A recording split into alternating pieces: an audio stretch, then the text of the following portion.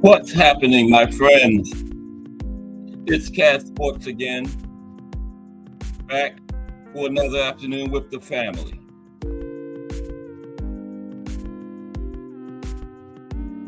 Now, before I get started, let me give a shout out to the JBT community.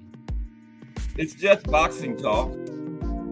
We're a group of people who just love to talk boxing, and we're always looking for others to join us. And you don't have to have a podcast. The only requirement is you just have to love to talk boxing. That's all. That's all. Miss Cass, hashtag JBT. Ray Patterson, straight out of New Jersey. Mike Masick. The Boxing Menu Podcast Plus. Salute to everyone. And welcome to another episode of Cat Sports, the Boxtorian. This is the Thursday afternoon edition. As you know, if it's Monday through Friday at 2 p.m., it's the Boxtorian. That's me, your friendly neighborhood Boxtorian. Today, Cornermen/trainers.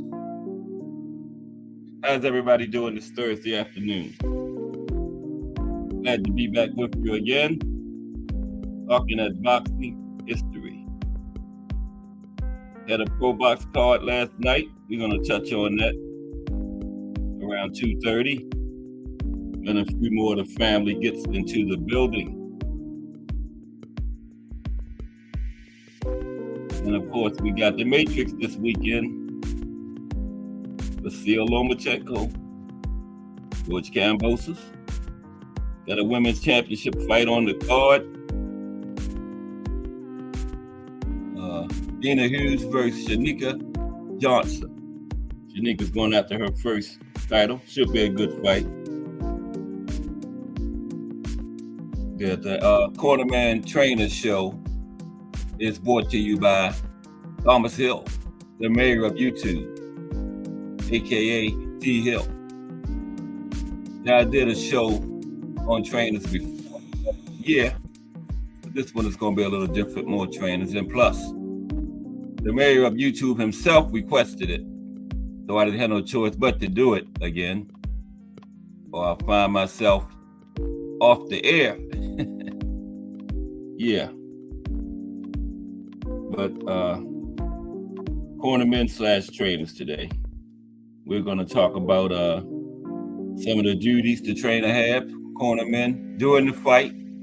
And then after the fight, we're going to talk about some of his duties when he's preparing his fighters for a fight, or just the daily, everyday training routines that they go through. That's what's going on today. And tomorrow for the profile, remember, is Salvador Sanchez. Going to be a good one. That one was requested by Trump. Good card on ProBox last night. Sergio Lippi just did his thing, kept his career alive. It was a crossroads fight for both fighters. Very good fight. One of the best fights of this year so far. You know, I told you people sleeping on that ProBox. Very good fight. I think Sergio dropped him a couple times. We're going to talk about it at 2:30. And then they had 4 fights total in the televised version.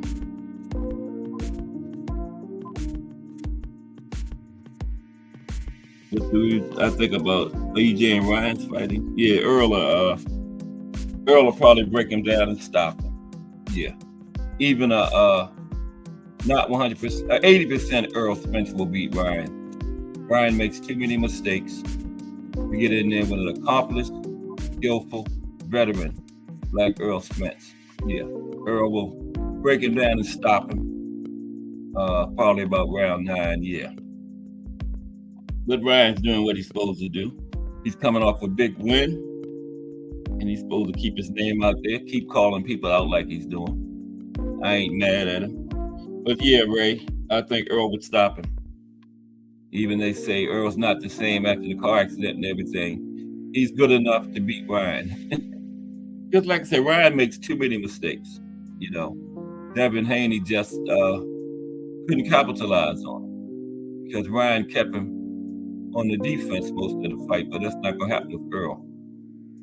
Earl has good defense. And, yeah, he will back Ryan up with that power jab, that pressure. And around round number 9, he will get Ryan out of there. Mm-hmm. Yeah, that's what I think about that one, Ray. What do you think, Ray, about that fight? I wouldn't mind seeing it, though.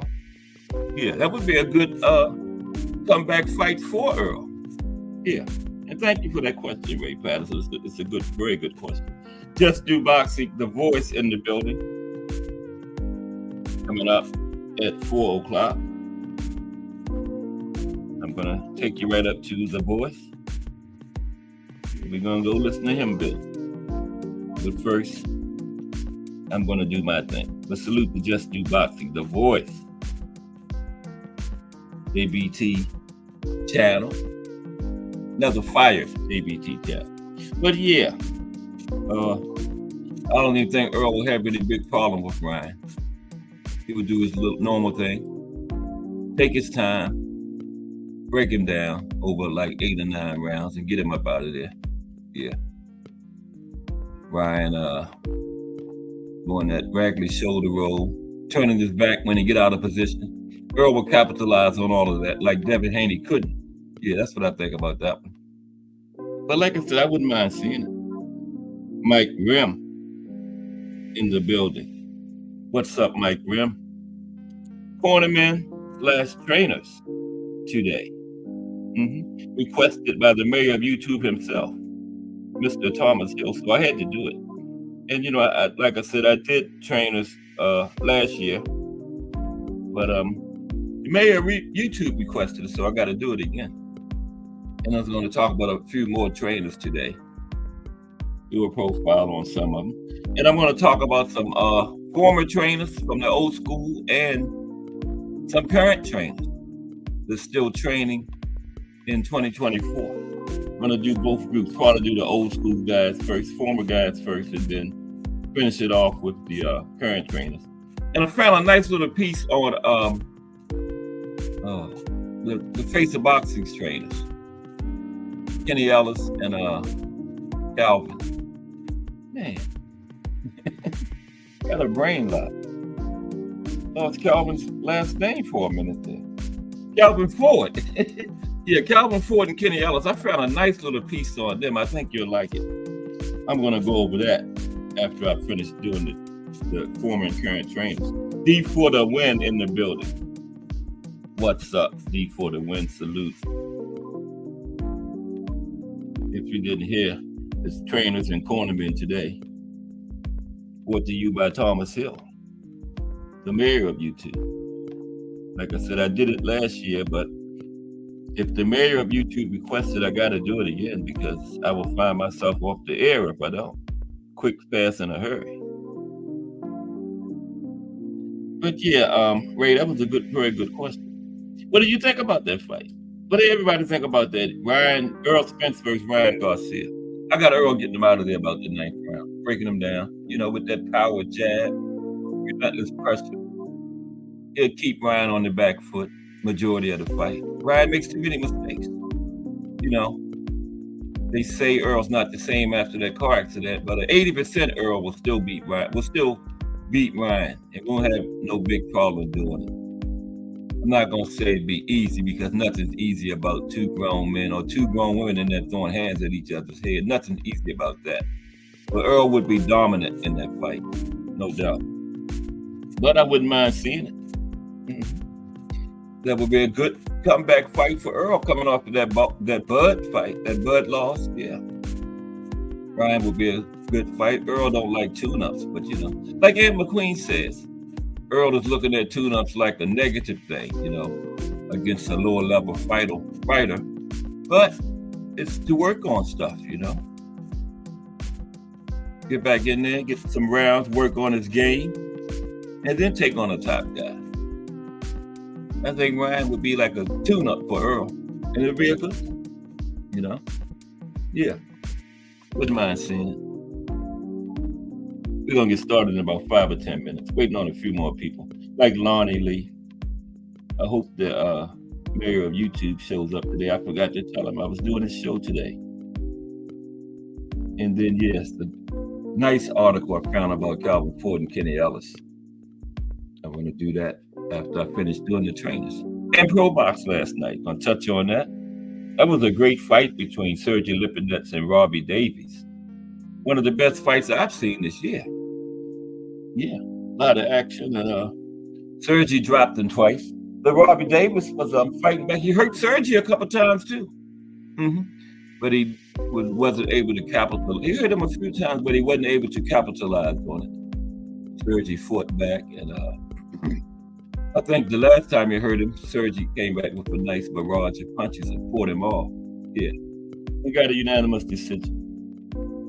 One judge had to 98 to 80. Well, I guess the two drops, but still, it wasn't that bad. I think the 96-91 with the two knockdowns was about right. One judge had it 96-91, and he had it right. That one had it too wide, 98 to 89. Yeah, that was too wide. Davis did a much better job than that. Excuse me. Let me take a drink. Every time when I get started, I never get my throat cleared up right. But is everybody doing okay this Thursday afternoon? Headed straight for another weekend. Straight ahead. Got the Matrix in there. I think Jay had asked about whether it's pay-per-view, but no, it's just on ESPN Plus. And ESPN, it's not pay-per-view. They wouldn't dare put George Kambosos on pay-per-view. I don't care who he's fighting. I wouldn't pay for it. I wouldn't pay $5 to see George Kambosos. Well, I'm paying for ESPN Plus, so I guess I am paying for it. But Norma will be dominant in that one. I got a 12-round wide unanimous decision. Kambosos doesn't have anything for Lomachenko. Lomachenko still has it. Like I was saying yesterday. Okay, Ray Patterson says 7 rounds. He got EJ in 7. Yeah, I think around 9, Ray, but right in that range. 7, 8, 9, middle rounds. Yeah, I would say he gets them out of there. He'll break him down like he normally does. Earl with that power jab, relentless pressure. He'll have Ryan backing up on the back foot for the majority of the fight. Ryan just makes too many mistakes. And then against an accomplished, skillful veteran like Earl Spence, no. He's not going to get away with those mistakes like he did against Duarte and Devin. And he kept Devin on the defense for most of the fight, so Devin couldn't capitalize on it. But Earl will. I say it was 7-9, but it might be earlier. But he definitely will not last 12 rounds for Earl. And that would be a good tune-up for Earl. Yep, Ryan's coming off a big win. And he's doing what he's supposed to do, like I said, Coming off a big win, all of them out, That's what you're supposed to do. You got that big social media following, and it'll probably earn him another good fight. But we still waiting on that second sample, right? It didn't come back yet, I don't think. After the Ryan fight, take Canelo. Who, Earl and Canelo? Yeah. When them guys go up to those, jump a couple weight classes like that, I would like to see him get a fight in the new weight class, like Jamel. I would have liked him to have seen him get a fight at 168 before jumping in with Canelo. So if Earl would jump up after fighting Ryan, I would like to see him get a fight at 168. But again, Earl don't like tune-up, so he would probably go straight up there and fight Canelo. Like Bud.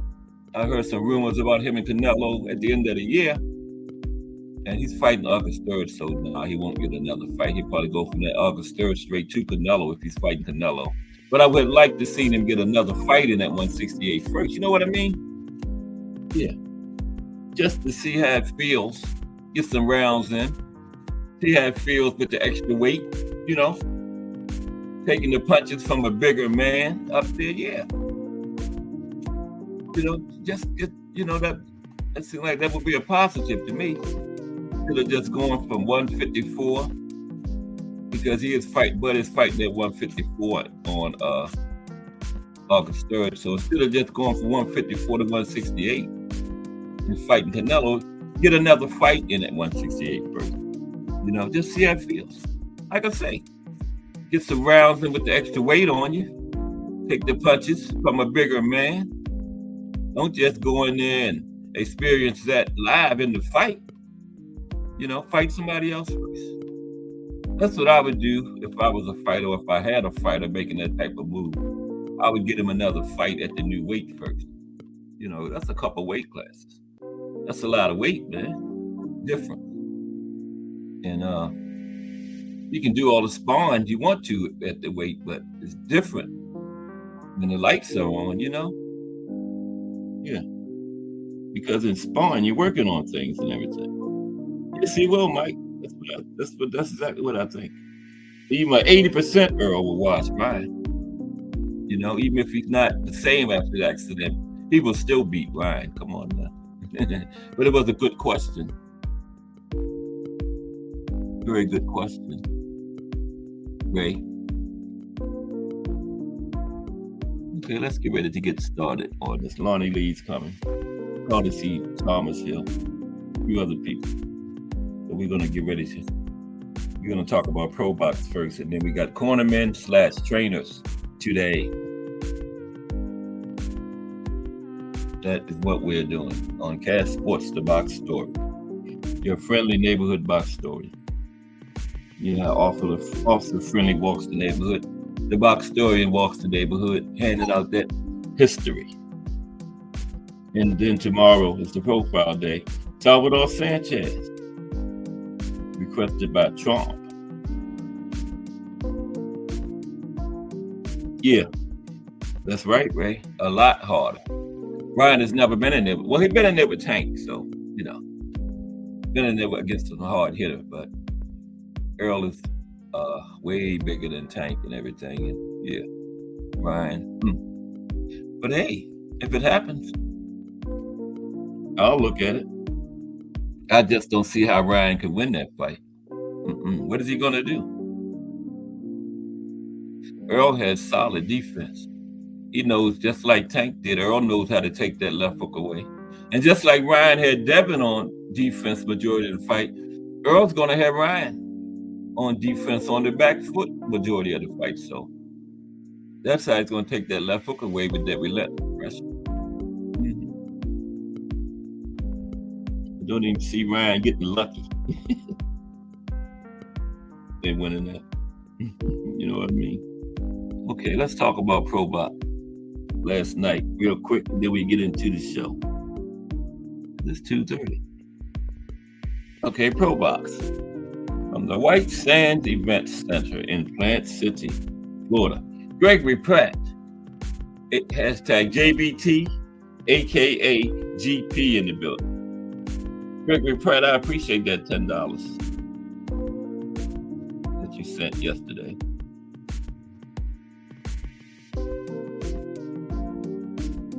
But GP, today we're talking about trainers, cornermen.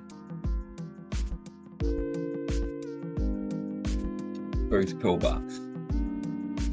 Okay, I'm gonna drop this down a notch.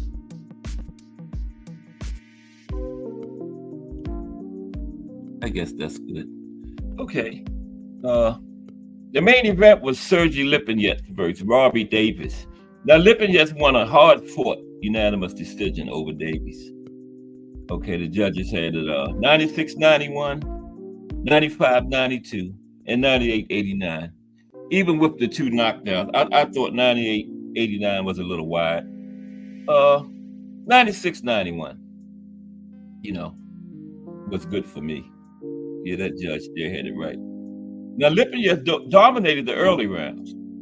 Behind his had a very effective jab, and that counter left hook was getting in there too on Davies. Those two punches was really what helped Lipinets dominate the early rounds. He had Davies' nose bleeding by the end of the second round. Okay. Now, in the third round, Davies staggered Lipinets with his own left hook.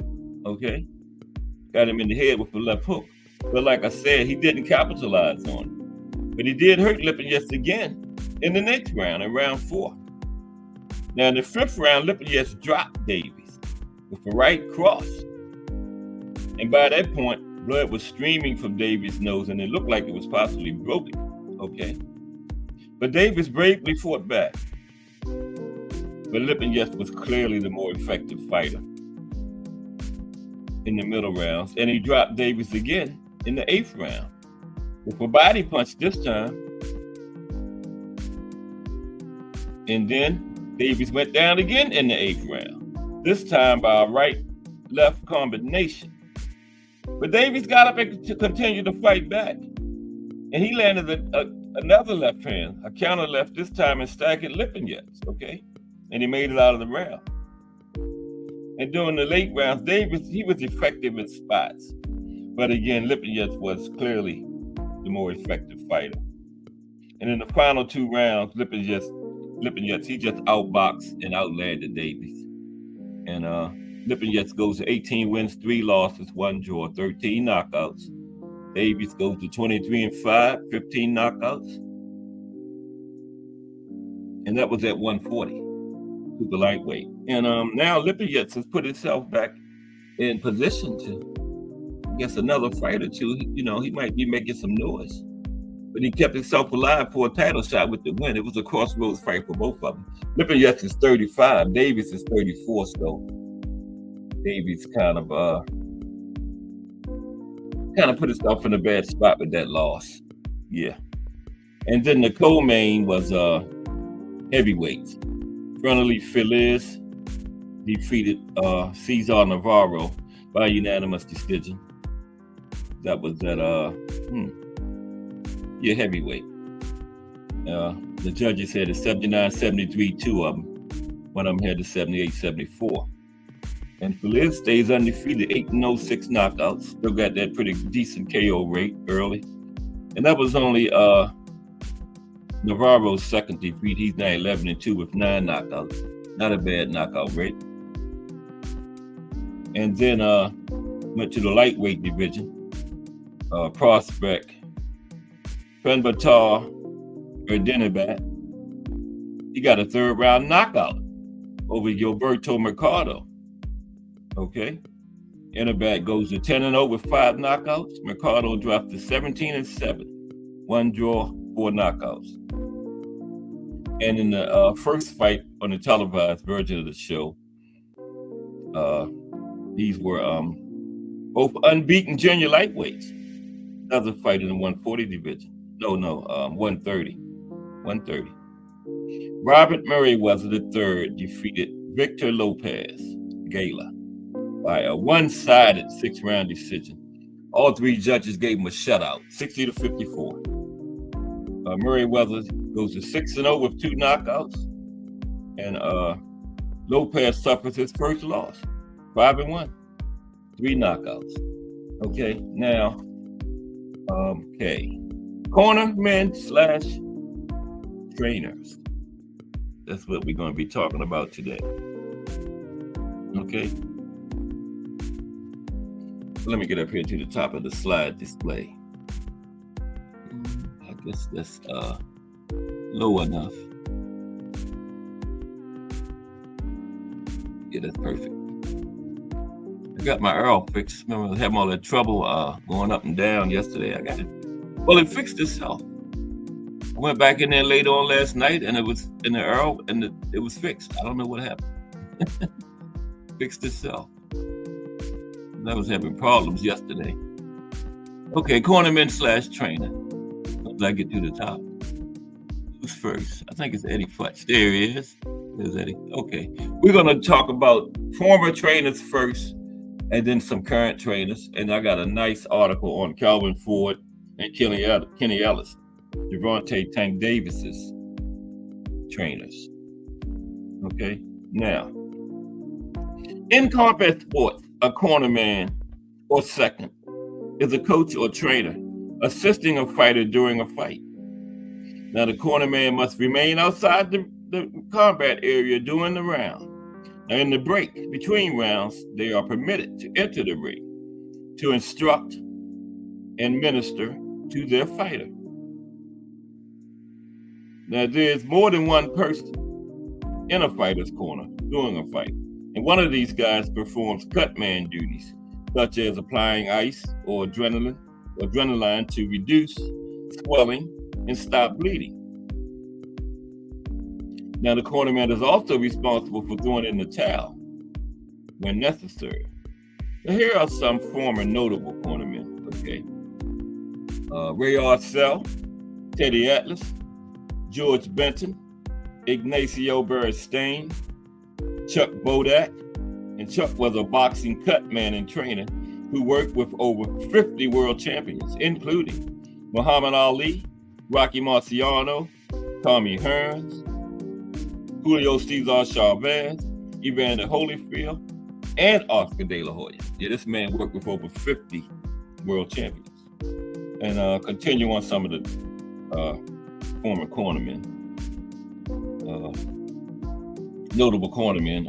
Drew Bundini Brown, an assistant trainer and cornerman of Muhammad Ali. Gil Clancy, Custy Amato, Angelo Dundee, an American boxing trainer and cornerman best known for his work with Muhammad Ali from 1960 to 1981. Stayed with Ali his entire career. And among others, trained a few others. Lou Duva, Eddie Futch, Buddy McGirt, Eddie Mustafa Muhammad, Kevin Rooney, worked with Mike Tyson, Abel Sanchez, and Emmanuel Stewart. Okay. Now, when your fighter is not in the ring, the cornerman wears his trainer's hat. Okay.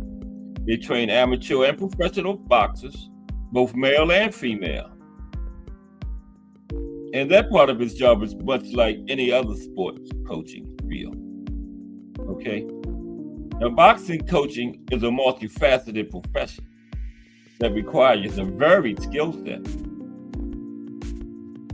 A boxing coach will work with their fighters to develop their physical and mental attributes, develop a strategy for upcoming fights, and provide technical feedback.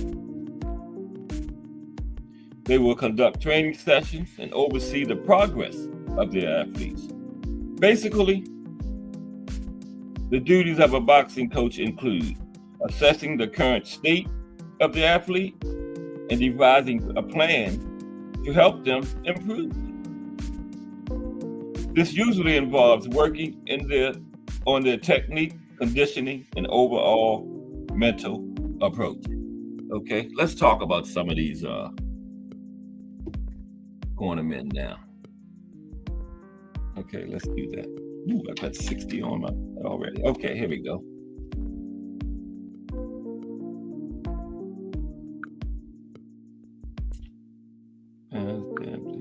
Oh, stat. Here we go. Now, when it comes to boxing, big names like Muhammad Ali, Mike Tyson, Floyd Mayweather come to mind. But however, it takes an outstanding coach to help an athlete achieve greatness, okay? Training a single champion is a step, but it is not enough to make it on the best boxing trainer list. Coach has to bring something unique to the table, such as multiple champions or someone who helped to change the game, okay?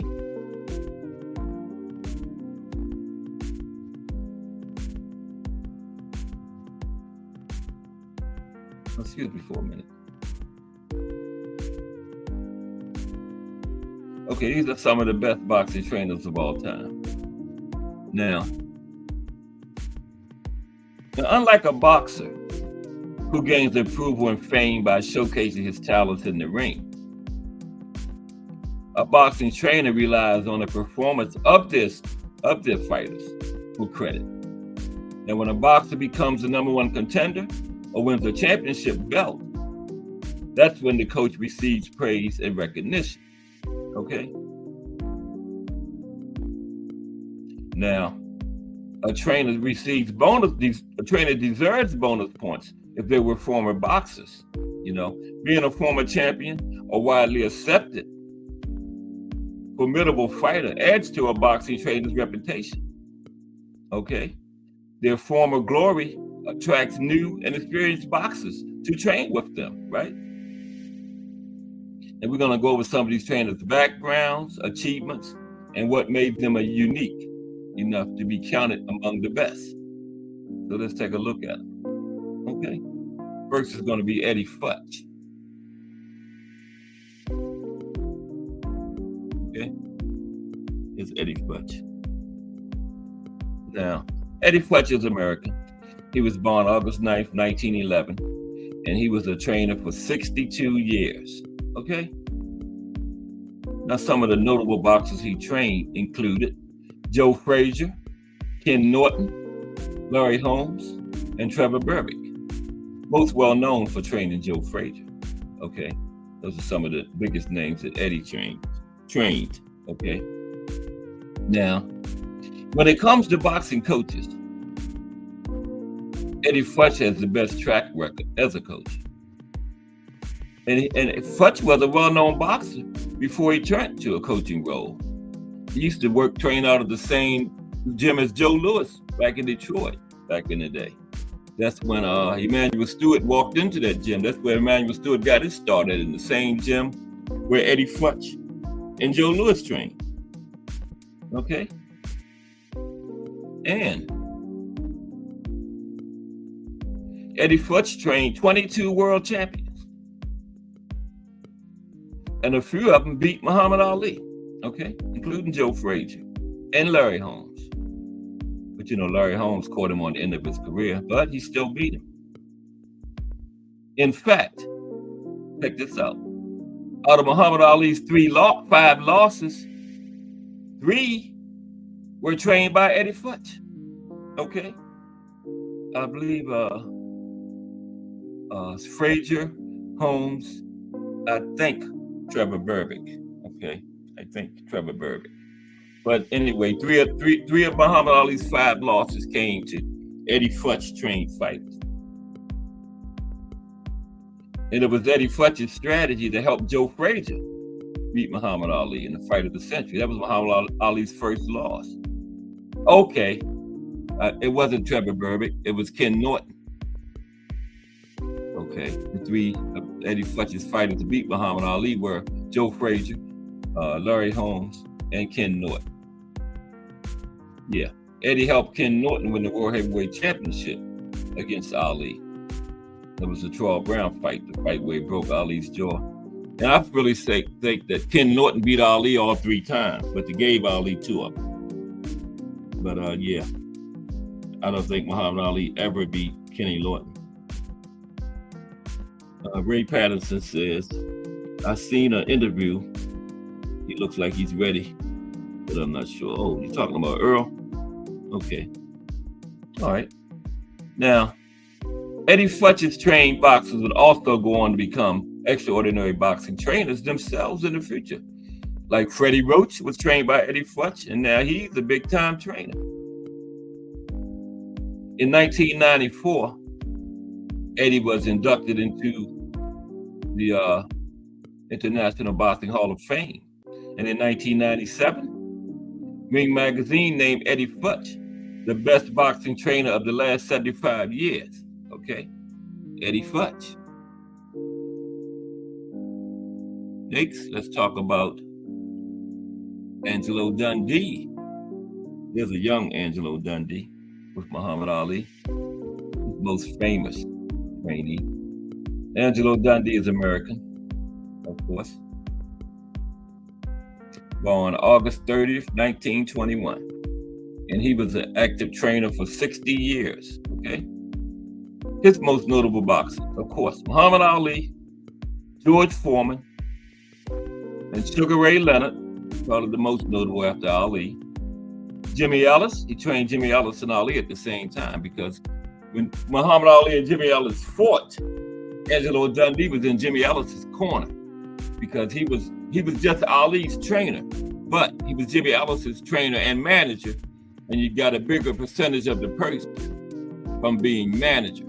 So it was a no-brainer for Angelo to go with Jimmy Ellis during that fight. And I did know who trained Ali, because Ali went back to Dundee after that fight, and I did know who trained him for the fight where Angelo wasn't in his corner, but I forgot. I should have wrote it down somewhere. I can't think of it right now. But yeah, Jimmy Ellis. Angelo also trained Carmen Basilio, the great Carmen Basilio. Luis Manuel Rodriguez, Jose Napoles, George Scott, and Willie Pastrano. Quite a list of names. Wow. Now, let's talk about Angelo for a while. Now, Angelo's real name was Angelo Marina, okay? He changed his name as a tribute to his brother Joe, who fought under the name of Johnny Dundee. Okay. Told you I'm learning too. I never knew Johnny Dundee was Angelo Dundee's brother. Told you earlier. Earlier this morning. Yeah, I did not know that. But that's why he changed his name to Dundee, because his brother fought under that name. In the beginning, Angelo started out training as a cornerman at military boxing tournaments. And he teamed up with his brother to open a gym where Angelo was the head trainer. Now, he gained international recognition by training some of the best fighters of their time, such as George Foreman, you know, besides Muhammad Ali, okay? Trained George Foreman also. There's Lonnie Lee in the building. Told you Lonnie Lee was on the way. What's up, Lonnie Lee? Cornermen / trainers today, Lonnie. Okay? Just getting started, really. All you missed was really the pro box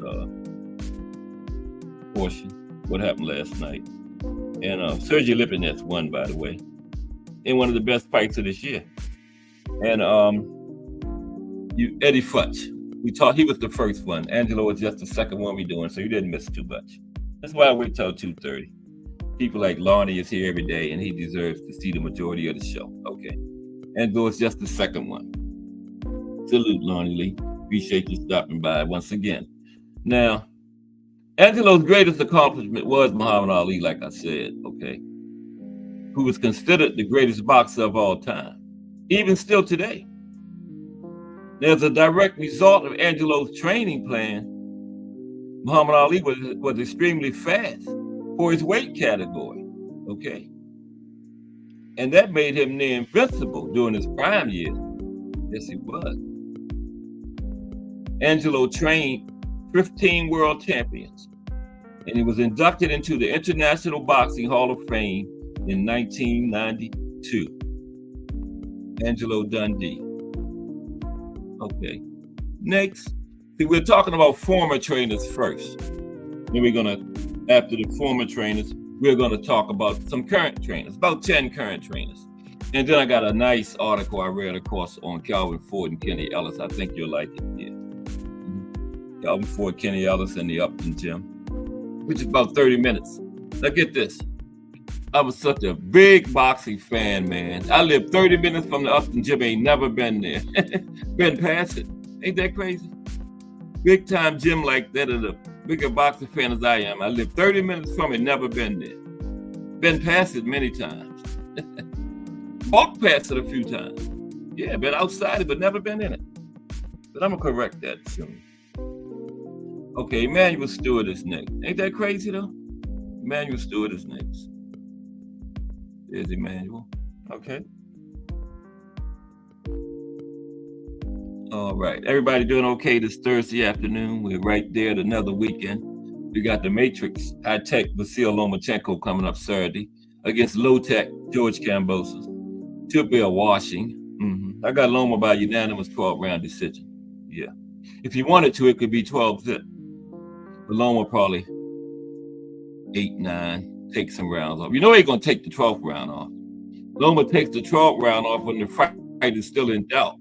Like T.O. Devin, both of those fights were still to be determined, and he took the 12th round off. So he's going to be so far ahead against George Kambosos. I can bet money Loma going to take this 12th round off.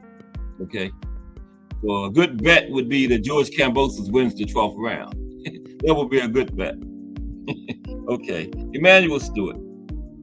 Emmanuel Stewart is American. Okay. He was born July 7th, 1944, and he was active for 44 years. He had a great amateur career. I think he won like 90-something fights, only lost 3. And remember, I told you the first gym he walked into was the same gym where Eddie Futch and Joe Louis trained. He didn't walk into it by accident. He knew they trained there. And that's where he got his start as an amateur boxer, in that same gym. Okay. And notable fighters that Emmanuel Lewis trained were Lennox Lewis, Evander Holyfield, and Vladimir Klitschko. Okay. 3 big-time heavyweights. But he didn't only train heavyweights. He trained the hitman Thomas Hearns too. And he took Hearns from a light-hitting boxer. Yeah, that's hard to imagine, Hearns light-hitting. And turned him into one of the best punchers, one of the most powerful punchers in the history of boxing. But yeah, that power had to be already in there. Emmanuel had to just show him the technique and bring it out of him. Like I always say, Aunt McQueen probably can speak to that better than I can. But that power had to be in there. Because you know how they always say in football, you can't teach speed? I say you can't teach power and you can't teach chin. You got to have those things already. Can't be taught. Okay, like that Canelo chin, he was born with that. You can't teach that. Okay. Now, Emmanuel Stewart was nicknamed the Godfather of Detroit boxing. Started that famed Kronk gym, which we talked about last week, remember? Now, like I was saying, he started as an amateur boxer. Yeah, I was right. 94 wins and 3 losses. Incredible amateur record. And Emmanuel Stewart trained 41 world champions throughout his illustrious career. The Godfather of Detroit boxing. And get this. Emmanuel Stewart holds the record for the most champions trained by a single coach. Okay. Now, among the 41 world champions, Emmanuel trained over 20 from the ground up. Okay. Just started with him. You know how some boxers will start and go to another coach. Emmanuel trained 20 from the ground up. Okay. He had them as kids, amateurs, brought them all the way to championship. 20 of them. And remember, he has the record for the most champions trained by a single coach, Emmanuel Stewart. Okay. And also, he has a record of 34 wins, 2 losses, 1 draw as a trainer in heavyweight championship fights. He was a trainer in 37 heavyweight championship fights, won 34 of them. That's the record, okay? And he was inducted into the International Boxing Hall of Fame in 1997. Emanuel Stewart. Next is the legendary Ray Arcel, trained at the hands of Stone. Guided the hands of Stone to a 71-1 record to start his career. 54 wins in the 70s alone. That was his record when he went up against Sugar Ray Leonard, 71-1. Legendary Ray Arcel. But he got mad at Roberto after that no boss fight. Ray Arcel said, I had it with this kid. He said Roberto Duran needed psychiatric treatment more than anything else. I'm not sure if Emanuel kept training him or not, though. I got to find that out. I think he did. Because I think he trained him against Hagler, and that was after the no Moss fight. Anybody know? He said he was leaving Roberto after the no Moss fight, but I don't think he did. I'm going to check on that. I wish Bruce Gass was around. I'm going to ask him if he shows up. The Ray Arcel, American, born August 30th, 1899. And he was an active trainer for 60 years, okay? His notable boxers were Benny Leonard, Ezzard Charles, Jim Braddock, Barney Ross, Bob Olin, Tony Zale, and the Hands of Stone, Roberto Duran. Okay? Those are some of the notables that he trained. Now, he dreamed about going big as a trainer. And he trained with some bare knuckles fighters, okay? Before he came over into the glove portion. Okay. But however, he realized he did not have what it took to become a world champion. Instead of giving up on his dream, he became a trainer, okay? Realized he didn't have it as a fighter, so he went and became a trainer with the knowledge he possessed from his former coach, okay? And his knowledge became apparent when he trained fighter Frankie Gennaro. Okay, Frankie Gennaro defeated the legendary Pancho Villa. Remember, Pancho was the first Filipino world champion, and one of Ray Arcel's fighters beat him. Ooh, Ray Arcel, that was like in the 20s. But he was born in 1899, so yeah, he was in his 20s at that time. Yeah, but he trained the guy that beat the great Pancho Villa, one of the greatest Filipino fighters ever, arguably greater than Manny Pacquiao. Okay. Mm-hmm. So we just can't give Manny the stamp as the greatest Filipino. No, we had Pancho Villa, Flash Allarday. So yeah, between those three, Pancho Villa, Flash Allarday, and Manny Pacquiao for the best Filipino fighter ever. Okay. But after that fight, Arcel became one of the most thought out young boxing trainers in the early 1920s. You know, after his man beat Pancho Villa, yeah, his work skyrocketed. And he's got the record for training the most fighters. Guess how many he trained? You're not gonna believe this. 2,000, over 2,000 boxers. So that is definitely the record. This man trained over 2,000 boxers at one time or another. 20 became world champions. And he was inducted into the International Boxing Hall of Fame in 1991. Ray Arcel, the legendary Ray Arcel, that is. Next, all these guys are legendary, all in the International Boxing Hall of Fame. This is the, former trainer portion of the show. Next is Cus D'Amato himself. Okay? He's an American. On January 17th, 1908, he was an active trainer for 52 years. Some of his notable fighters was some guy named Mike Tyson. Okay? Floyd Patterson, that's Floyd on the screen, and Jose Torres. Okay, yeah, he trained that guy named Mike Tyson, whoever he was. Okay. Now, when it comes to famous boxing coaches, nobody is more well known than Cus D'Amato. And he was an amateur boxer. He turned to training after an eye injury in a street fight. Okay, that's where he learned how to fight in the street. Remember, we did this profile a couple of weeks ago. That was the week we had two of them, remember?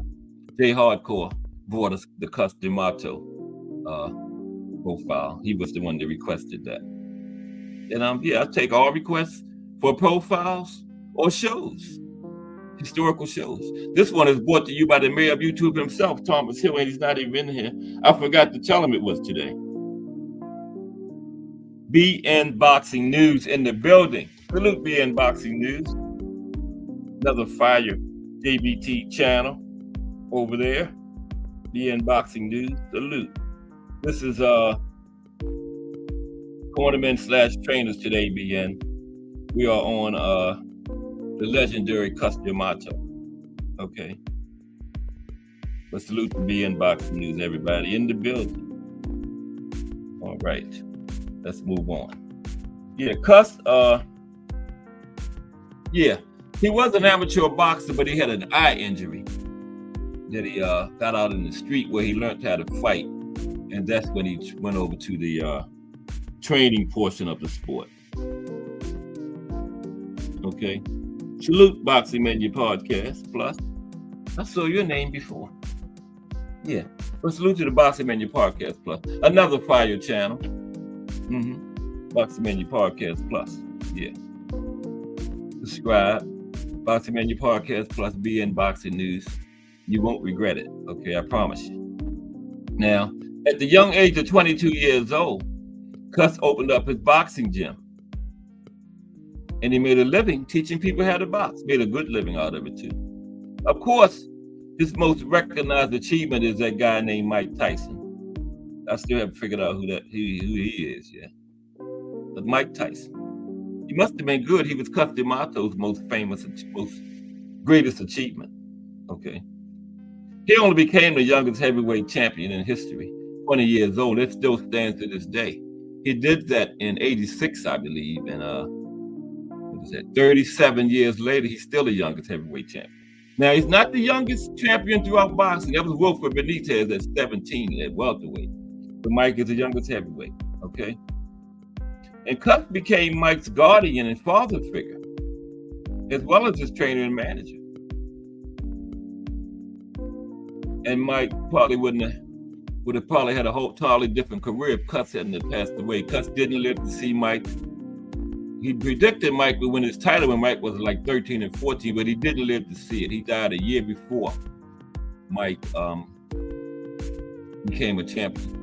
Kevin Rooney took over, who was one of Cus's assistant trainers. We're going to talk about him today, too, Kevin Rooney. But Mike Tyson's boxing style and foundations were meticulously built by Cus D'Amato. That old peekaboo style. And that made Mike a force to be reckoned with in the ring, directly attributed to Cus D'Amato's teachings. But long before Mike Tyson, Cus trained Floyd Patterson and Jose Torres, 2 championship titles. He also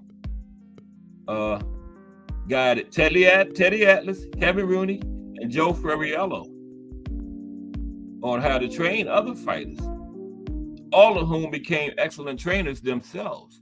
Teddy Atlas became a Hall of Fame trainer, and Teddy Atlas and Kevin Rooney is on this list, by the way.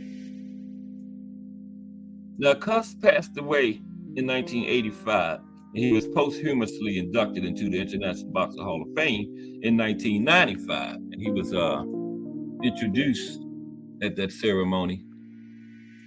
I forgot the official word they called for. Mike Tyson, the person that introduces you and puts you in the hall, officially puts you in there. Every sport does it, but Mike Tyson did it for Cus. Okay. Yeah. Next is who's next? Not Freddie Roach. Freddie Roach is on the current train.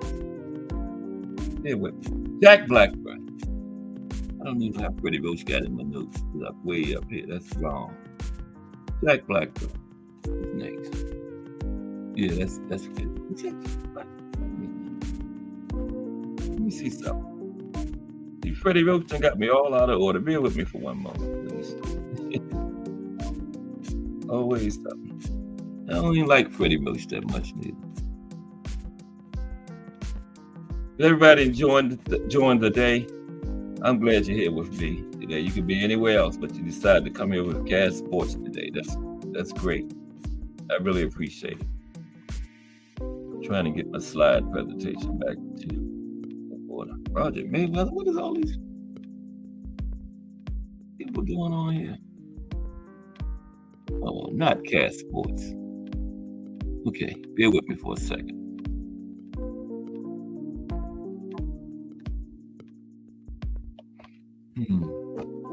Okay. Yeah. I'm right. Yeah, next was Jack Black. That is Jack Blackburn. Next was Jack Blackburn in the middle. Okay. Okay. Okay, let me get back to Jack Blackburn. Yeah, Freddie Roach threw me off. I don't know how he got in there. Into the current trainers portion of the show. Because he is still a current trainer, right? Freddie Atlas. Oh, goodness. Everything was going smooth. Freddie Atlas.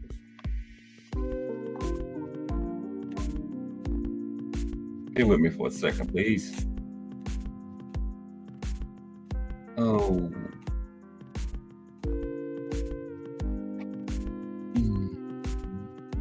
Okay. I'm about right.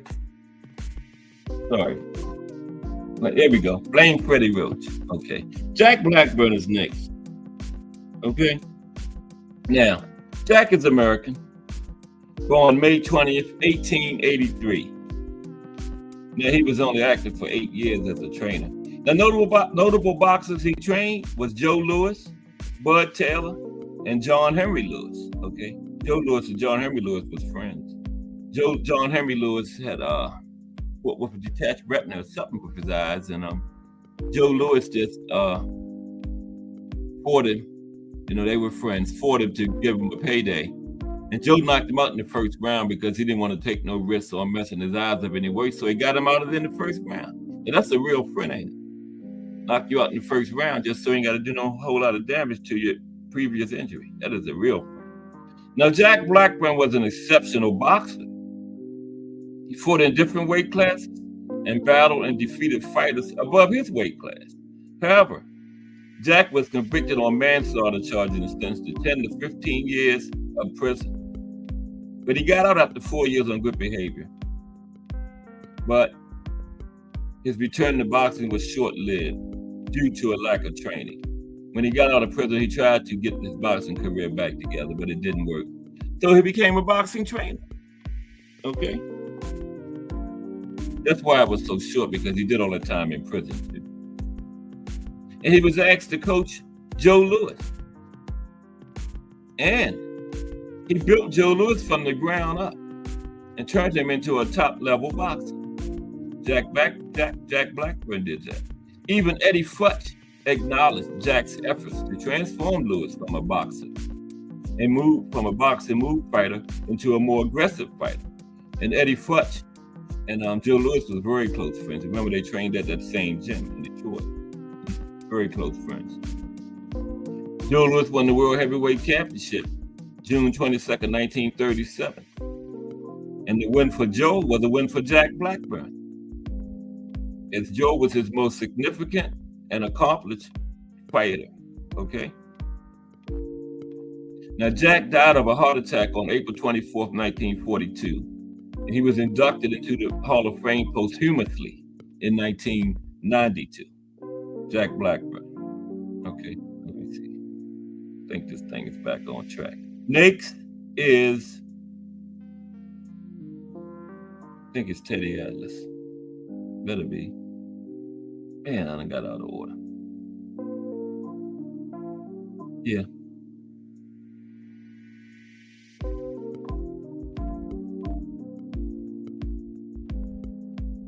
Bear with me. Okay, yeah. Next is Teddy Atlas. Okay, Teddy. There's Teddy right there. Teddy Atlas. Here's Teddy. Okay. Everybody smashing on the like for me, please. Thank you. I appreciate it. The appreciation button in the JBT, and I appreciate it. Okay. Teddy Atlas, American. He was born July 29th, 1956. And as of 2023, he's been active for 42 years, but I don't think he's still active, but they saying, possibility. Teddy Atlas, probably still working with some guys behind the scenes, but 42 years, okay, as of now. Most notable boxers, trained, Michael Moore, Barry McGuigan. I think Barry is a trainer himself now. Donnie Lalonde, Simon Brown, remember Simon, and Gary Jacobs. Okay. Now, Teddy is a well-known boxing trainer and fight commentator. Now, remember, I just told you during the Cuss profile, Teddy's early career started as an amateur boxer under the tutelage of Cuss D'Amato. Okay?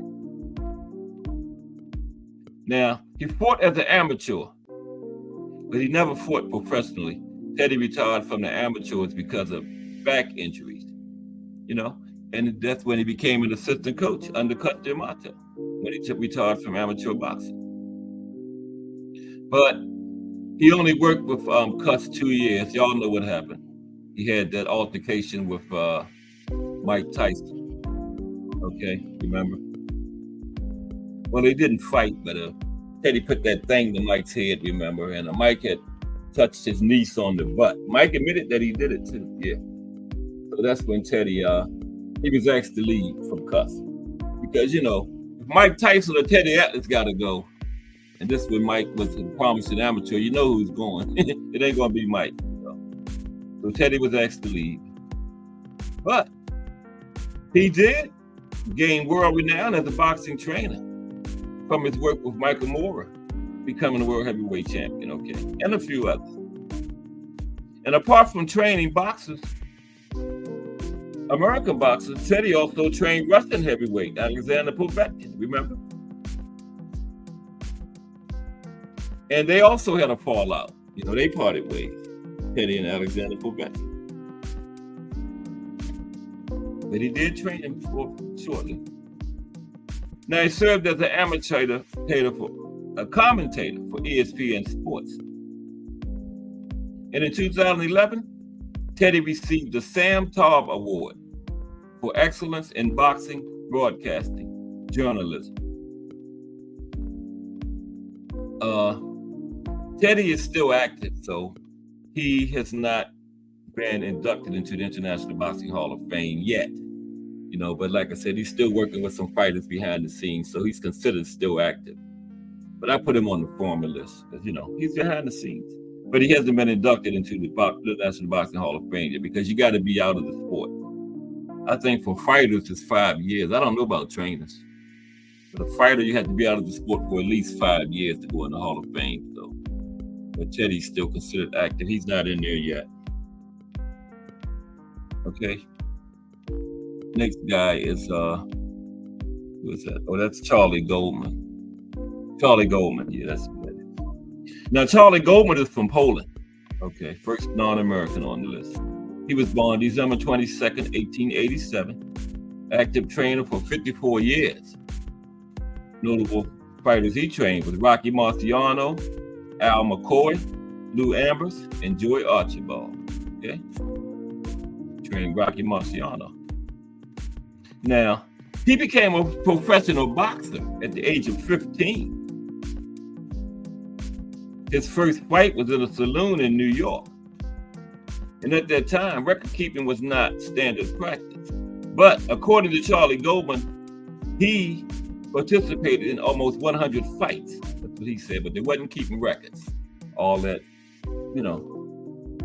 they wasn't keeping records all the time back then. But he said he had over 100 fights, almost 100.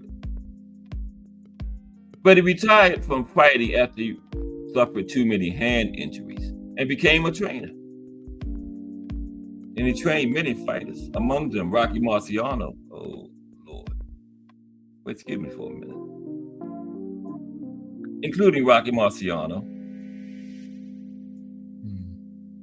There we go. We're back.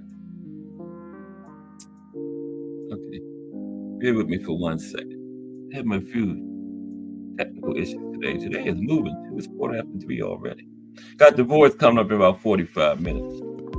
We're on Charlie Goldman. He trained many fighters, including Rocky Marciano. Plus, he said he had 100 fights too. But you know, he was fighting way back in the early 1900s. So, you know, records weren't being kept like all the time like they are now, you know. I'm coming to it. I had a little issue right there, but it's back.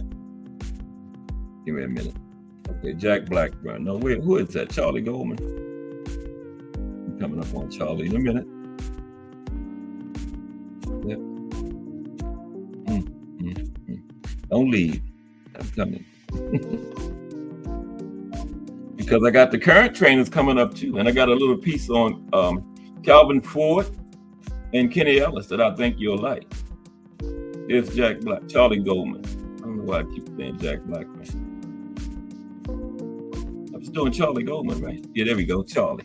Now, he trained many boxers, including Rocky Marciano himself, The Rock. Rock was the most notable, okay? Now, Rocky did not have a championship physique. However, he was a clumsy heavyweight with short arms. But Charlie got into that title. Charlie was famous for his training technique of improving a fighter's natural performance. Instead of concentrating on how to improve Rocky's reach, Charlie taught him how to fight from a crouch position. As a result, Charlie Goldman turned Rocky Marciano into an undefeated heavyweight champion of the world. And he had Susie Q, remember? That right hand. Yeah. Charlie trained 5 world champions, and he was inducted into the International Boxing Hall of Fame posthumously in 1992. Okay? We're coming to the end of the former guys. Okay, next up is who's next? That's it. Wait a minute. Yeah, that's it for the former guys. Let me make sure. Yeah, no. I got a few more, I think. Oh, wait a minute. And let me tell you. I don't know what's going on. That's not it. I got Gil Clancy and a couple more.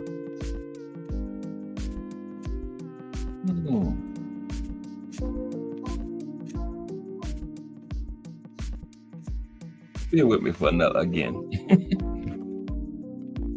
That is not the end of it. Oh, okay. Okay. I need about 2 minutes. Yes. Folks, be prepared. You got people waiting on you.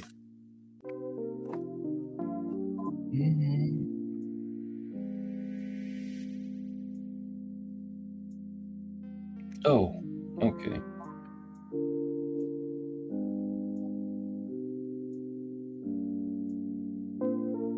Here we go.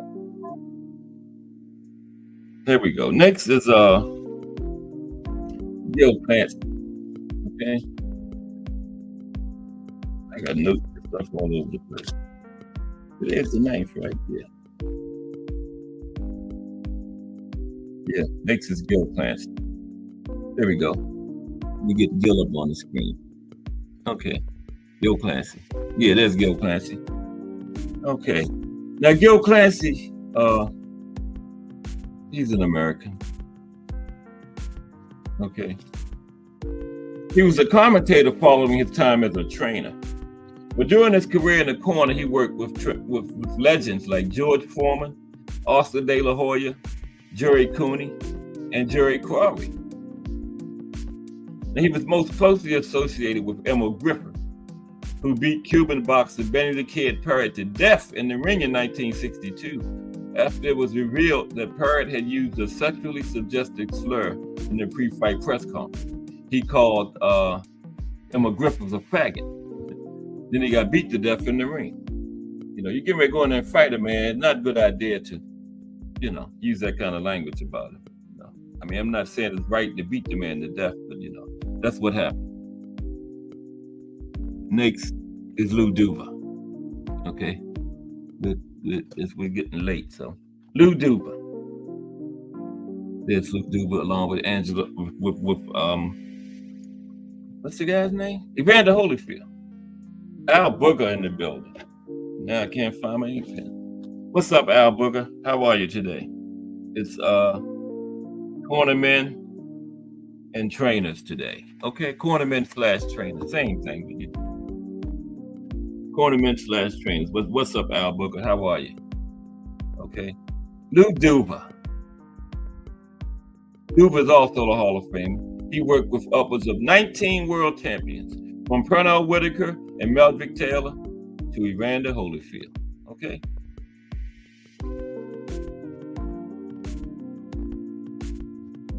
Getting a little short now because I got to get the current trainers, and I got a nice article on Calvin Ford and Kenny Ellis. Next is Bowie Fisher. That's Bowie on the right, of course. Now he makes the list just from his work with Bernard Hopkins.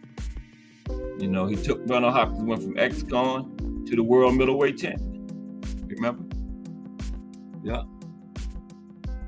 Now I think that's the end. No, I got one more.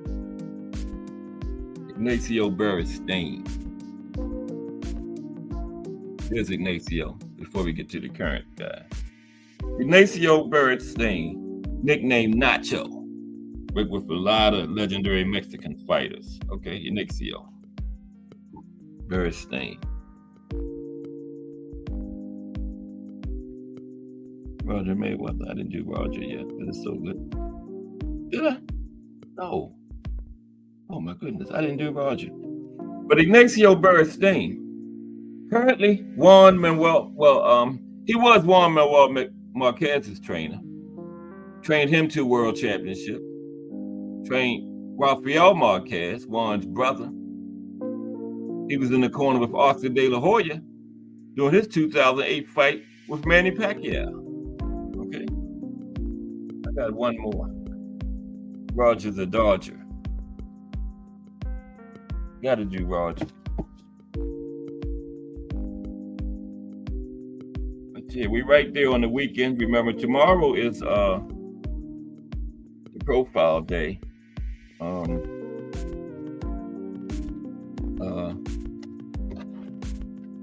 Salvador Sanchez, and that's gonna be a good one because Salvador was just amazing. Remember, his career was cut short at 23 years old in a fatal car crash, and he still was legendary. Remember? Just think if he would have went up into his prime, didn't go nowhere near his prime. Think if he went up into his prime, into his 30s, he's still thought of as one of the best featherweights ever. It wouldn't even be arguably if he'd have got up into his prime. Yeah, he was just legendary, amazing. Roger Mayweather. Not Roger Mayweather. Salvador Sanchez as a fighter. Thought to be one of the participants of the first Mexico-Puerto Rico rivalry against Wilfred Gomez. It was a good fight. He beat Gomez in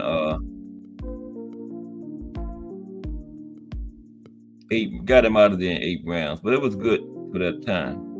A good old fight to watch. Roger, I don't know why I'm looking for Roger Mayweather. I forgot to do him. You might not see Roger.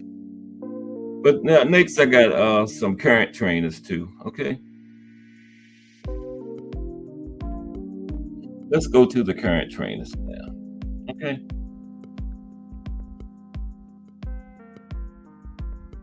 I think where's Roger Mayweather?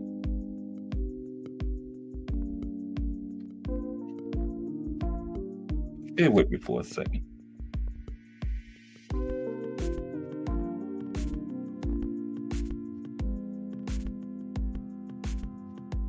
1 second.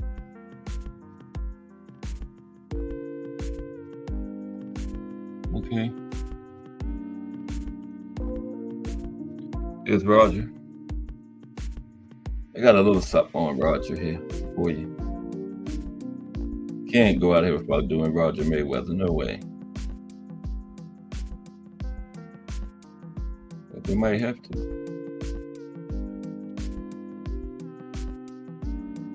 Okay.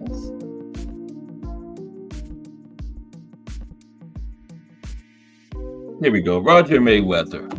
There's him and his nephew Floyd. Okay. Now, Roger Mayweather is definitely one of the most outspoken trainers on this list. Roger was a very colorful character, which considering the gene pool he treads in is not surprising. He also qualifies as the most successful former boxer of all the trainers, okay? Now, as a boxer, he won world titles in 2 different weight classes, and he had a 59-13 career record as a boxer. And he's on this list for the work he did in helping his nephew, Floyd Mayweather Jr., one of the greatest modern boxers, in history, and one of the best pound-for-pound fighters ever. This is no small accomplishment, considering the internal turmoil that surrounded not only Floyd Jr., but the entire family, and especially the on-again, off-again disturbances of Floyd Sr. So Roger Mayweather. Let's get to these current people, okay? Getting late in the show. We got Just Do Boxing coming up in about a half hour. The Voice. Okay. Got about 10 current trainers I want to talk about. I knew this was going to happen.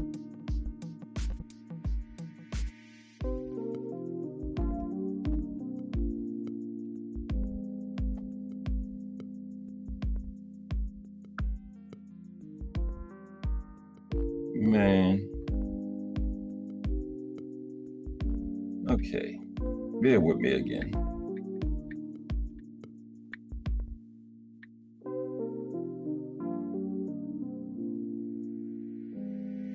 Why did you do this to me?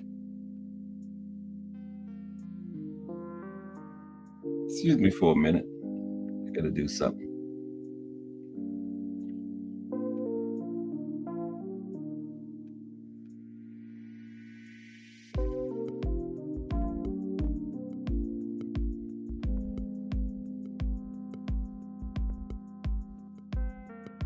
It's absolutely crazy.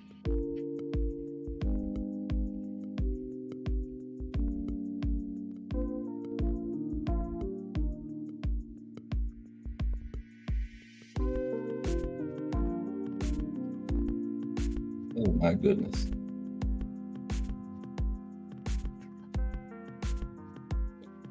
Okay.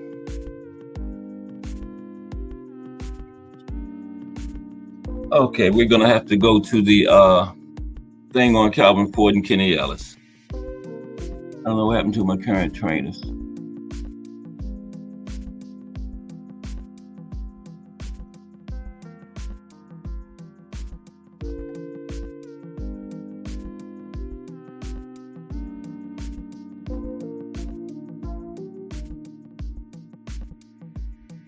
Oh man.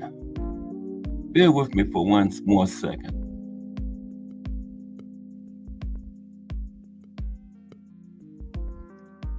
Five, 6, 7, 8, 9, 10.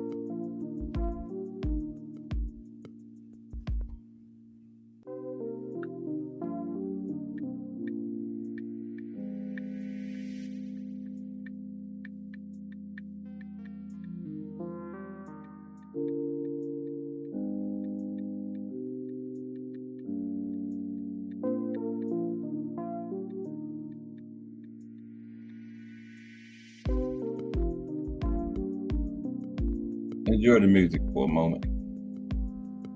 Here we go. Okay. First is Bomac. Appreciate everybody staying. Getting through that little problem I had there. Trump in the building. What's up, Trump? Coaches / trainers. Today we're gonna look at a few, about 10 current trainers. Okay, and the profilers tomorrow brought to you by Trump, Salvador Sanchez. Tomorrow is Friday Profile Day. Salute to Trump. Glad you could stop by today.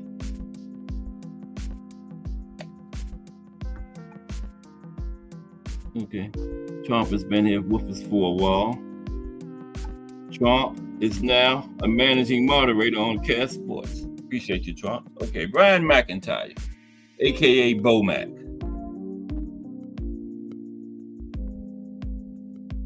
Panama Lewis, magic drinking bottles and hand wraps.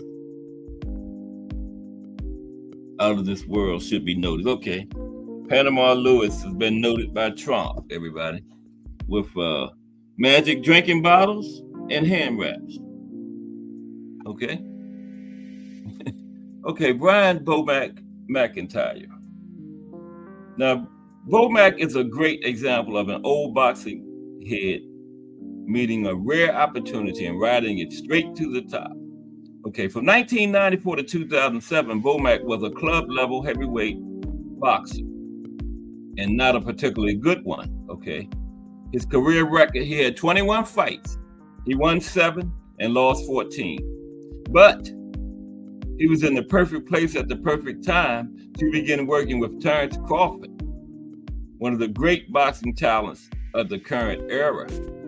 Now, Omaha, Nebraska has traditionally not been a boxing town, been the furthest thing from a boxing hotbed. But Crawford and his team has turned it into one. Now, Crawford has substantial physical gifts, but the most noteworthy thing about him is his boxing intelligence. Perhaps no current fighter makes better in-fight adjustments than Bud. Now, it takes a skilled fighter to do what Bud does, but that skill has to have been well taught. Okay, that's where Bomac came in at. Okay.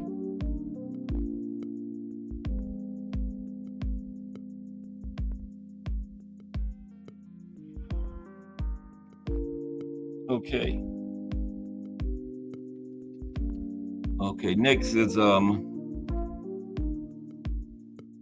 goodness. Joe Gallagher. Okay, there's Joe Gallagher on the right. Joe Gallagher. He had Scott Quigg, Carl Frampton, and Anthony Crolla. Okay, all 3 champions.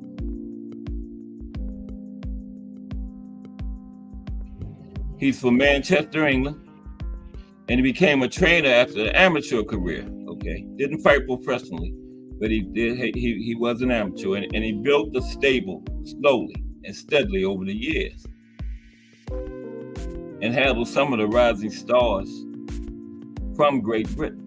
Okay, Joe Gallagher. Derek James. There's Derek James.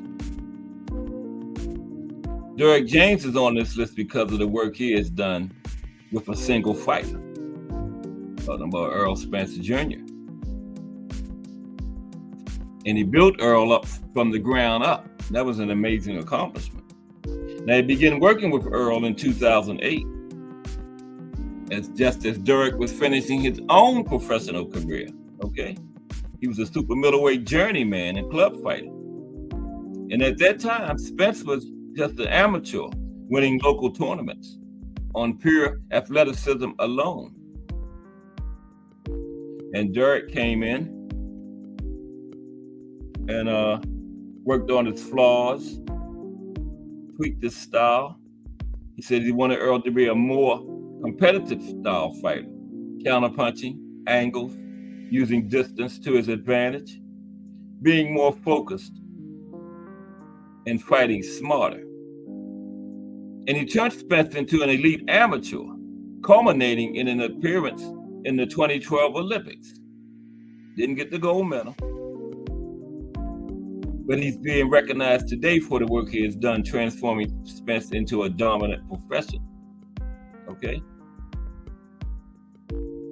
Derrick James. Keep losing my place.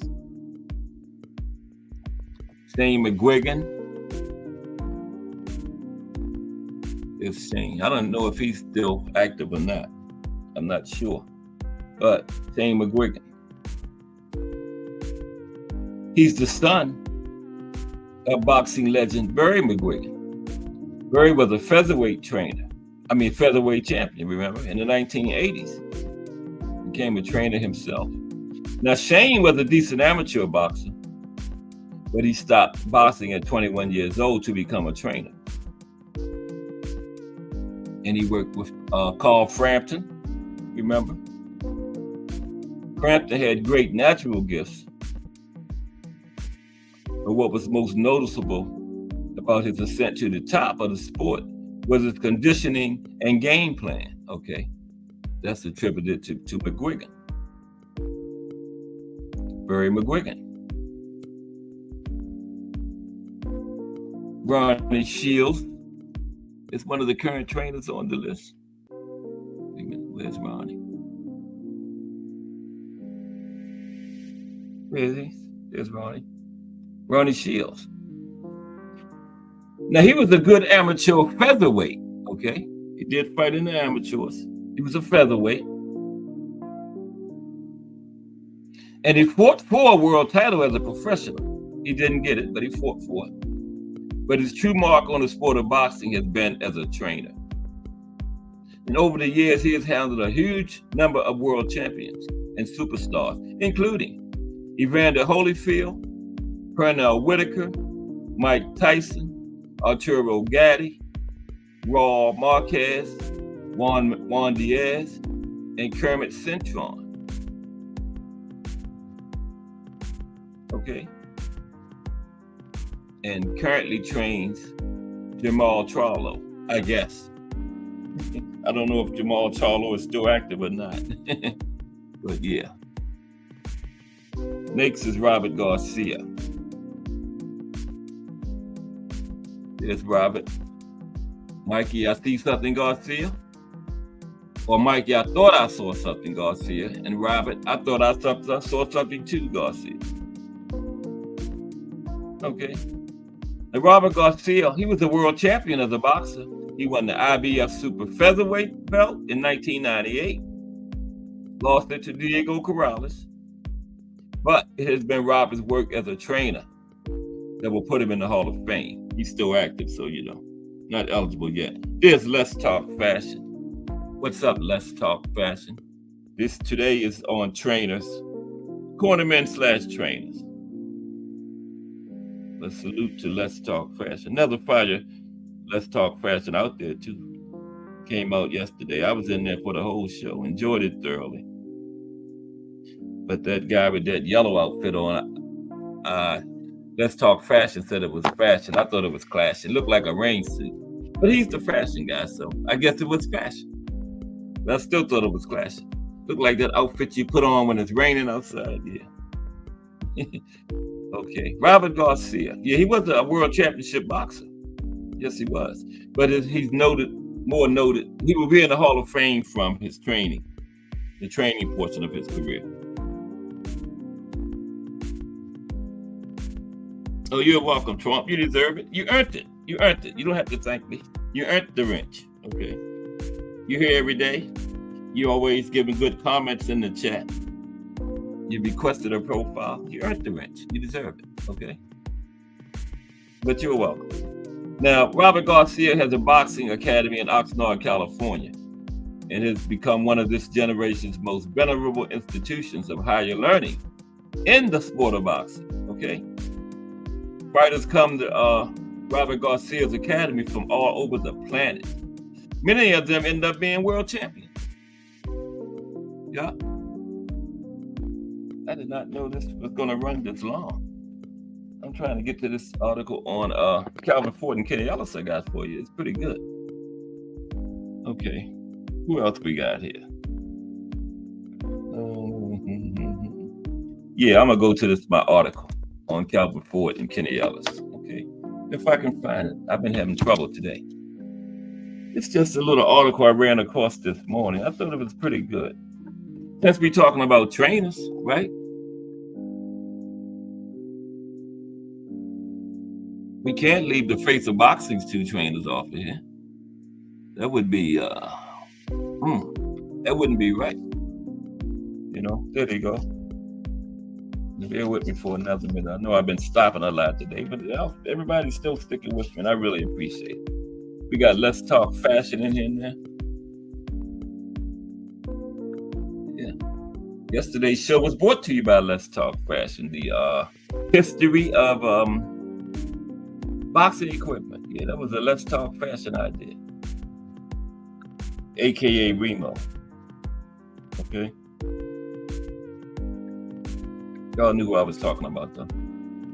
I got to get this article up for Calvin Ford and Kenny Ellis.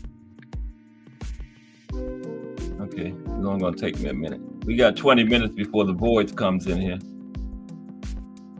and starts building. I'm doing my best to represent correctly and lead you up to him. Wednesday is a rough day, man. I'm right in between Let's Talk Faster and The Voice. That is not fun. You know? Little cat sports. In between hashtag Let's Talk Fashion and just do boxing. I wouldn't put that on nobody. That's punishment. Yeah. But it's great to be in this JBT organization with channels like that. You know what I mean? Yeah. Yep. And we got hardcore boxing news. We got the Rise podcast, BN Boxing News. We got Casual's Corner and McQueen. We got some great channels. That JBT ain't playing. I'm almost there. I'm Gervonta Tank Davis. Right? Yeah, Gervonta Davis. How do you spell Gervonta? I got it. Hope this works out okay. Oh, come on. There it is. Okay, I got it. Let's go with this. We got 20 minutes. Yeah, just a little article I saw about them that I thought was pretty good. No, not Donald Trump. Trump. Not T-R-O-M-P. Being boxing, it says Donald Trump in here. T-R-O-M-P. Yeah, Trump. Like Trump all over somebody. Calvin Ford and Kenny Ellis, the masters behind Gervonta Davis. Okay. Now, this is the incredible story of the two longtime trainers of undefeated 5-time world champion and boxing superstar, Gervonta Tank Davis. Now, they are of the rare breed, okay? They are pugilistic shaman, punch whisperers, a legendary old school pair of boxing Jedi masters that won with choice through years of yak across burning icy tundra. Yada, yada, yada. Get past that. Okay.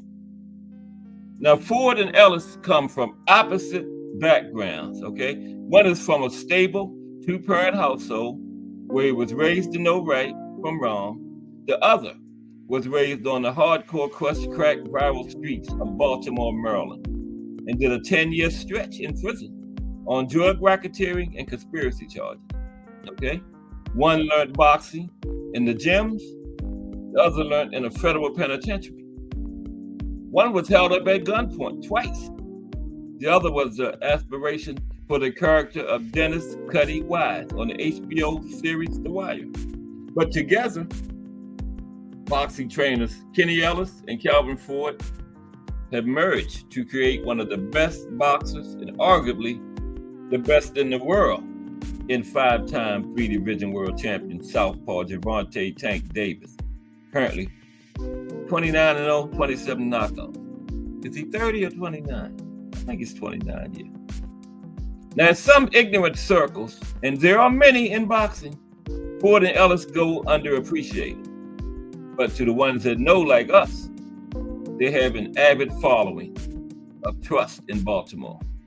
From world champions to possible future world champions, to kids putting on a pair of boxing gloves for the first time.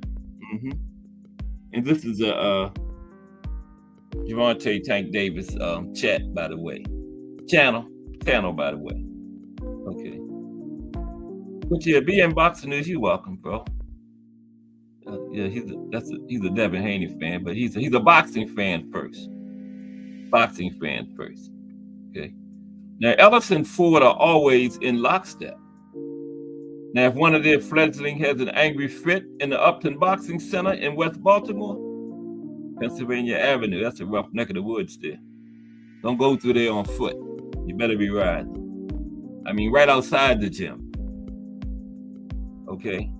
They're selling every kind of drug known to man, like 5 yards from there. But it was by design, put in a bad neighborhood so the kids from that neighborhood will have somewhere to go to and spend their time instead of out there on the street. So it was put there by design.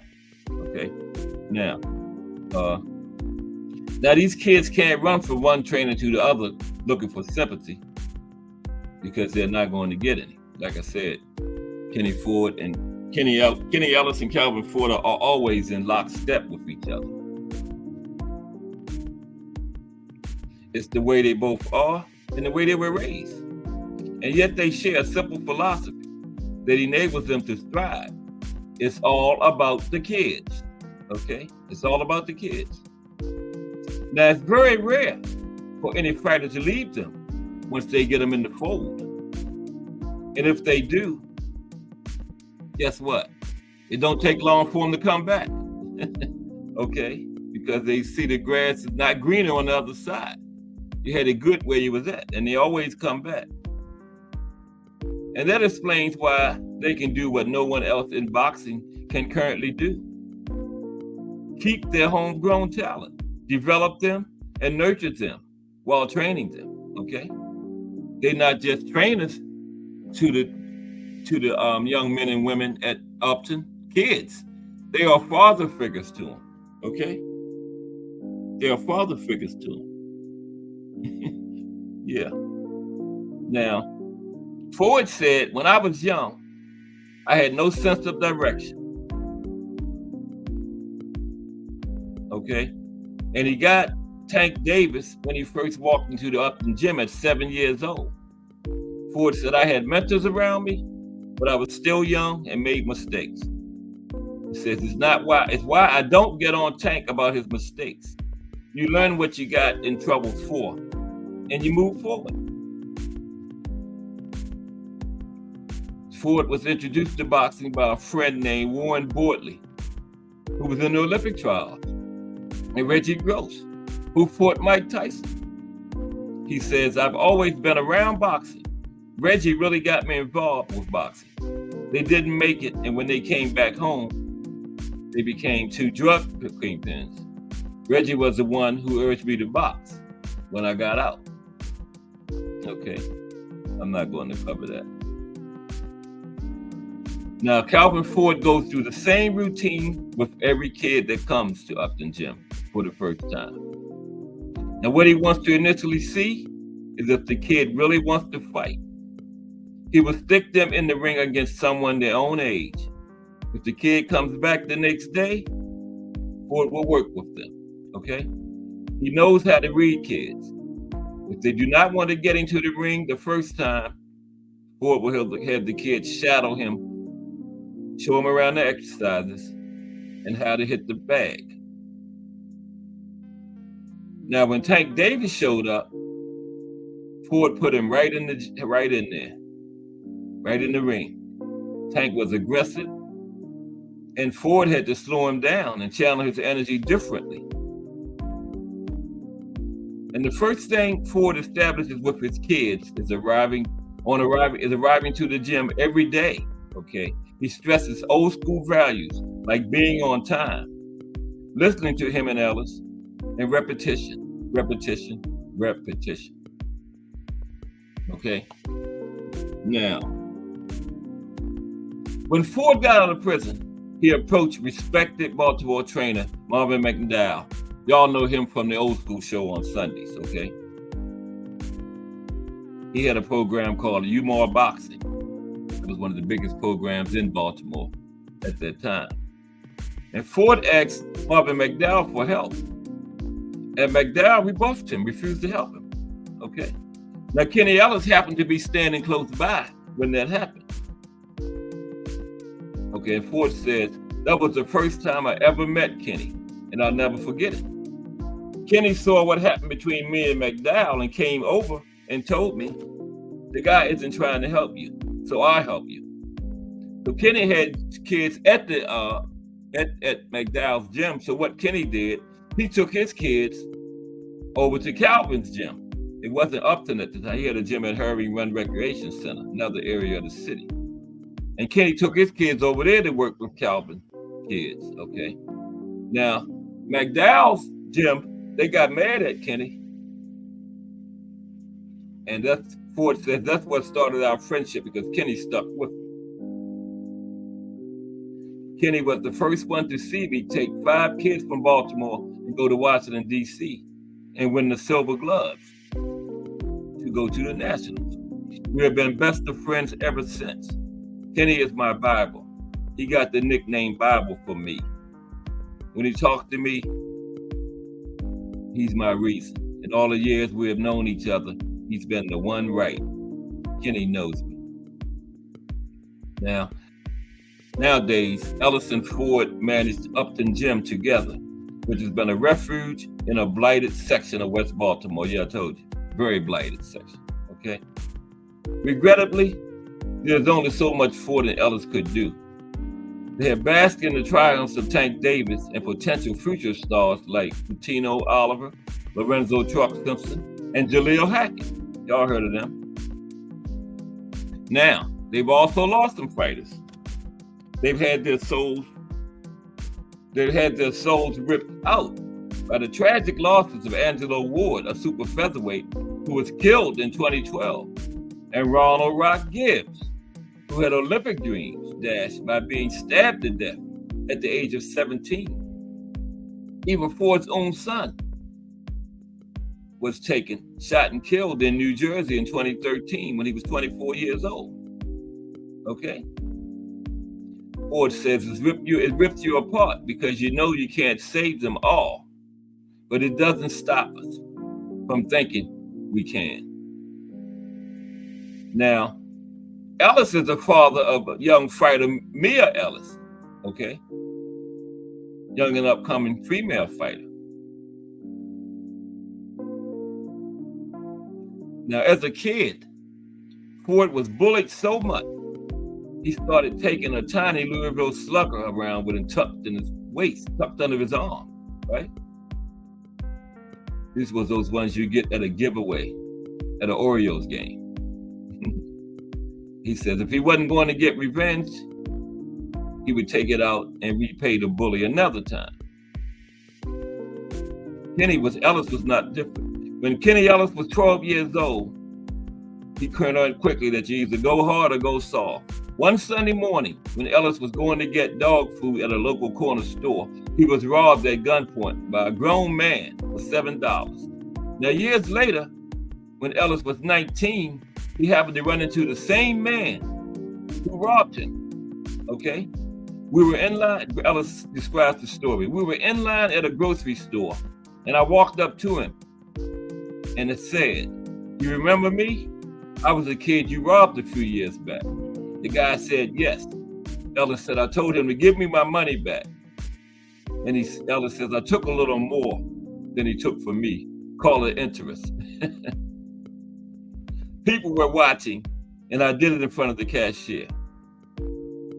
The situation had changed. I wasn't a 12-year-old kid anymore. I wanted my money back. Yeah. Yeah. And when Ford got out of prison, Ellis began seeing him at local shows.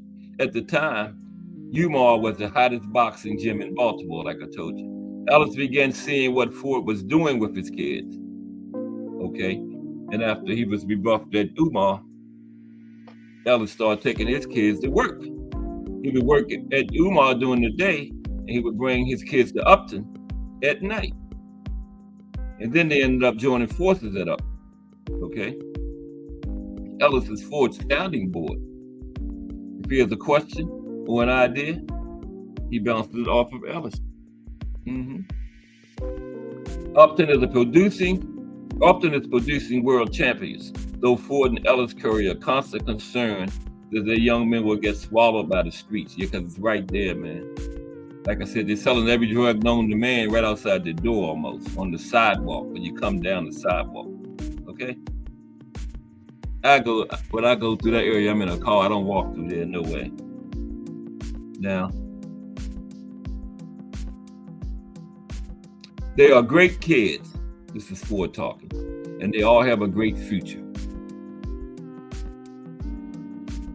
I have Tank running drills all the time, and he doesn't know why he's running certain drills, but I do. And he also had Jaleel Hackett there, but Jaleel is trained by his father. Ford always aspired to be a professional fighter. He had a fight scheduled with Bullet Gordon, I think it was last year, but I think the state wouldn't sanction it or something. He couldn't get his license. Yeah, but I thought that was a nice little article. But it's time for The Voice now. This show ran a lot longer than I thought it would. Melanin Queen 27 salute in the building. But I appreciate everybody for rocking with me once again today. Tomorrow is Profile Day, and this week it's Salvador Sanchez, brought to you by Trump himself. Okay. Today's show was brought to you by the mayor of YouTube, Thomas Hill, aka T Hill. I forgot to tell him and he missed it. Yeah, I thought about it. I was halfway through the show that I didn't tell him, because he just told me, suggested I do it yesterday. But you can go back and watch the replay. That's the good thing about YouTube. You can always go back and watch the replay. Okay. But salute Melanin Queen 27 in the building. There's Miss Cash, hashtag JBT. Do the JBT Queen. Okay. Time for The Voice. Mike's looking okay. Okay. Melanin Queen 27. Let's Talk Fashion, aka Remo. Trump. Al Booger. BN Boxing News. Lonnie Lee, hashtag JBT. Also, Let's Talk Fashion, hashtag JBT. Gregory Pratt, hashtag JBT, aka GP. D for the win. Mike Rim. Just Do Boxing. The Voice. The Boxing Menu Podcast. Mike Masick. Ray Patterson, straight out of New Jersey. And Miss Cass, hashtag JBT. The Executive Vice President of Cass Sports and the brains behind the operation. It's definitely not me. Okay? Salute to Miss Cass. Couldn't do it without her. He puts up with me every day, hunched over this desk, reading, Googling. But appreciate everybody for rocking with me. Time for Just Do Boxing The Voice. And remember, it's early in the JPT day. Okay? We got The Voice coming up in a couple of minutes. Then we got Jay Hardcore will be back in the hangout at 8. Well, no. He said he's only doing the morning show for a few days. That's right. But we still got the Mighty Rise podcast at 9 o'clock. We close the JBT day down. And those two guys I just talked about, Calvin Ford and Kenny Ellis, you might see both of them, you probably will see both of them in the Rise podcast, chopping it up with the chat, okay? That's tonight at 9 p.m. And then when they finish, the Rise podcast is going to turn the lights out and close the door on another great JBT day, starting all over tomorrow morning. I'll be back at 2 o'clock tomorrow with Salvador Sanchez. Don't miss it. I'm not going to miss it. I'm definitely going to be here for that one. I know Trump is going to be here. But I appreciate everybody. Everybody have a good day. But I'm going to see y'all over at The Voice. I know he's going to have something good to build on like he always does. And then I think no hangout tonight. That was the last word I got. And then the Rise podcast at 9. Okay? Everybody have a great day. This is Cass Sport. I am out.